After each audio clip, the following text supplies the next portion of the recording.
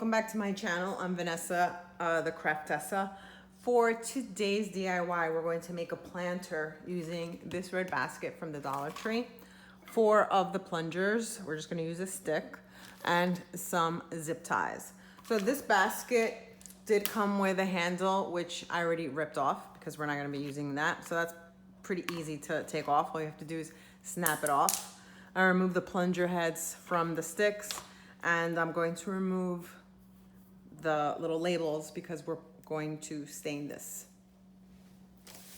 Okay, so I removed the labels from the sticks of the plungers, and now I'm going to stain them using one of my favorite dark walnut wood stains.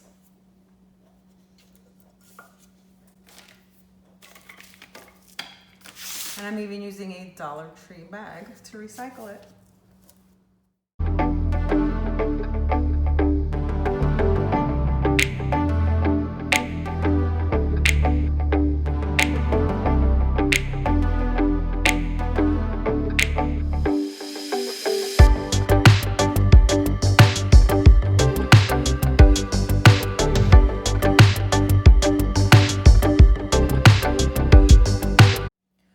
So now the wood sticks are dry.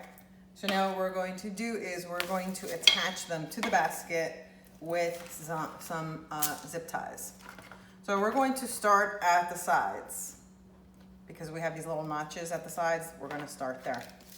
We're going to place the top half with the ridges on the top.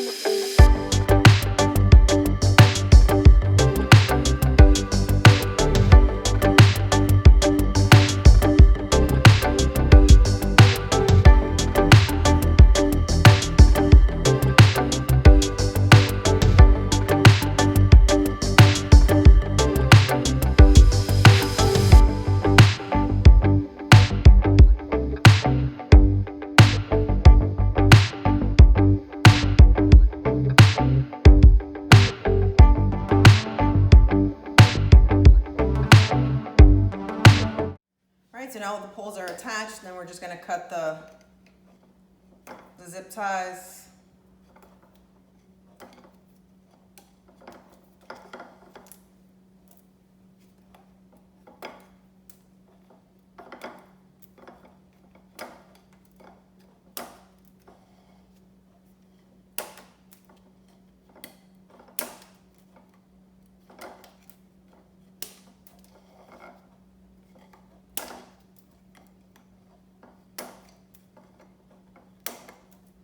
Now what we're going to do is we're going to wrap it with the jute cord. So now we're ready to wrap the basket. Now before we do that, what I did is I did put the little notches of the zip ties towards the middle of the basket. This way when we wrap it, it won't cause like a little bulge there. Now I have this nautical rope or jute rope that I got at a discount store. It's a really big bundle. You can get it on Amazon. This one I just got at a discount store, and I got this huge bundle for $6.49. So that's what we're going to use to wrap up the basket. So I have the jute rope ready, and I'm going to start on the bottom so we cannot see because this one's a little frayed. So I'm going to try and twist it as best as possible and start at the bottom behind one of the legs.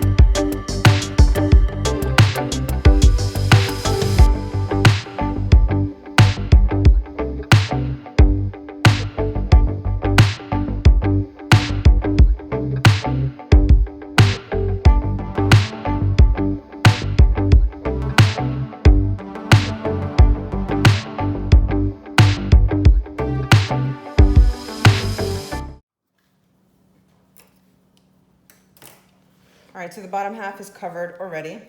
Finish that part. I'm gonna leave the bottom red, doesn't really matter. Nobody's gonna see that. Now I'm going to start probably at one of the corners and I'm going to start going around.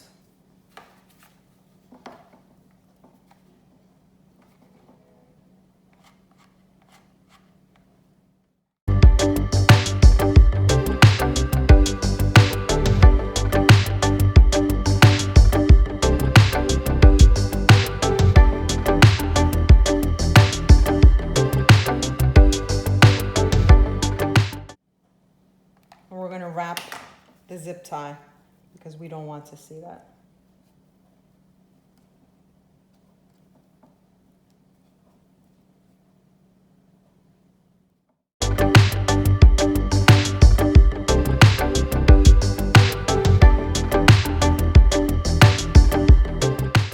And I should have painted this basket brown because now I have to make sure that I don't see any of the red.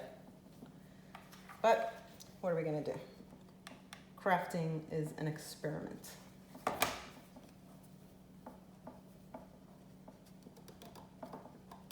gonna bring down this zip tie so it could be even with the other one.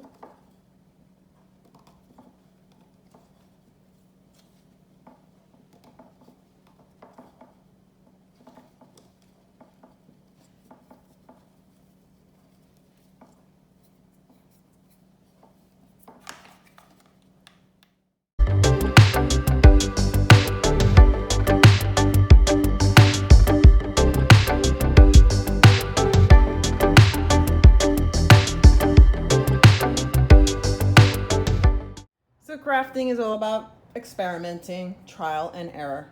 So as I was covering the basket with the jute, it was really bothering me that I could see the red, and I wanted some of the wood on the sides to show, and I can't do that unless this is spray painted. So now I'm going to use a combination of the Rust-Oleum hammered and the Rust-Oleum metallic in aged rust. I'm going to try to do this very carefully in order not to paint part of the wood or to paint the jute, even though I have some ideas for the jute if it does get painted.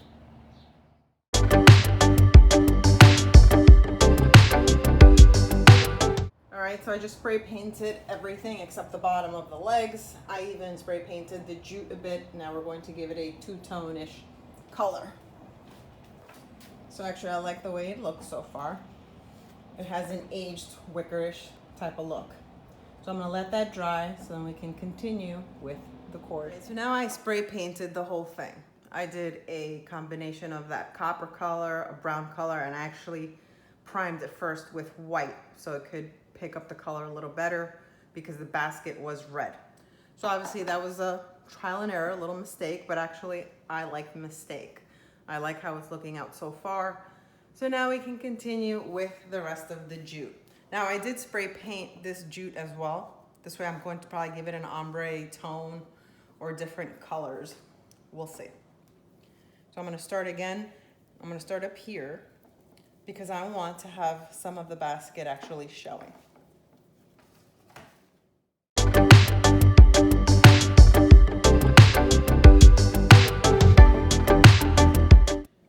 And now that everything is spray painted, the zip ties actually don't show, so it'll make it easier, which I should have thought about in the first place, but so are things.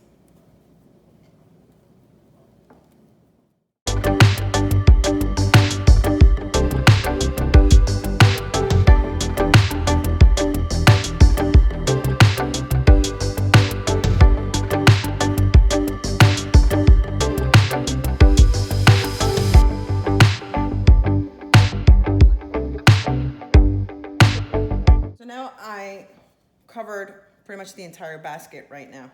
So I still have some of the top of the pole from the plunger right here. I don't know if you could see it, and I need to cover it.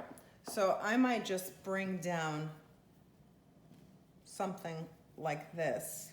So as I'm recording this, I'm actually trying to test it out and see what I'm going to do. Maybe I'll just do Maybe I'll just wrap it there. Let me see. I don't like that. So let's see what we can come up with. So we're almost done. I decided that to cover the top of the plunger, where we see those little ridges on the top, I think you can see where the little ridges are. I'm going to cover that with beads, the wood beads from the Dollartree. But before I do that, I'm going to go take this back outside. I'm going to give it a coat of spray paint to make it even. Since I made this little brown, I'm going to make this one brown and this one brown. And once that's dry, we are going to put beads right over here. So let's go take it outside to spray paint.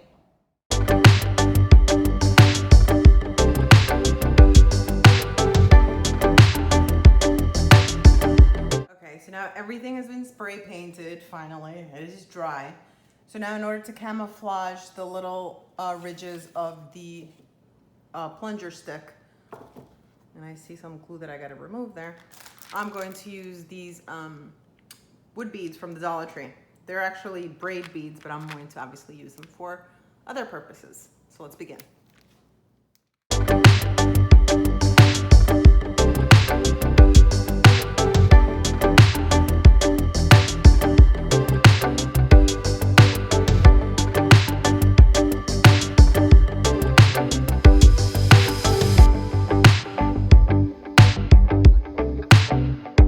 So I placed the beads on top of the plunger stick to hide the ridges. And actually, I am liking really well how much this came out. So now we are done.